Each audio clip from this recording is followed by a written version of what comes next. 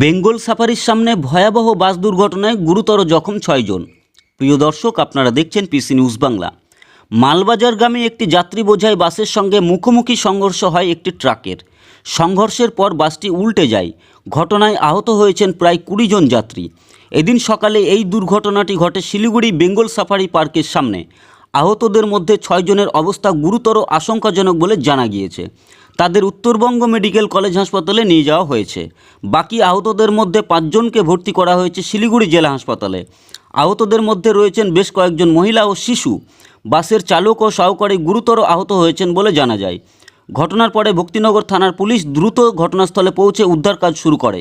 Police সূত্রে জানা গিয়েছে, দুর্ঘটনার কারণ জানতে তদন্ত শুরু করা হয়েছে। প্রাথমিকভাবে অনুমান করা হচ্ছে অতিরিক্ত গতির কারণে নিয়ন্ত্রণ হারিয়ে দুর্ঘটনা ঘটতে পারে। Bureau report, PC news Bangla.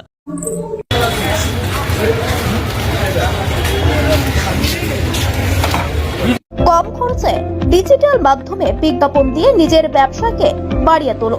পিসি নিউজ বাংলা এই খবরটি ভালো লাগলে অবশ্যই লাইক এবং শেয়ার করবেন। এছাড়াও পিসি নিউজ বাংলার যে কোনো খবর সবার আগে পাওয়ার জন্য লাইক করুন আমাদের পেজে।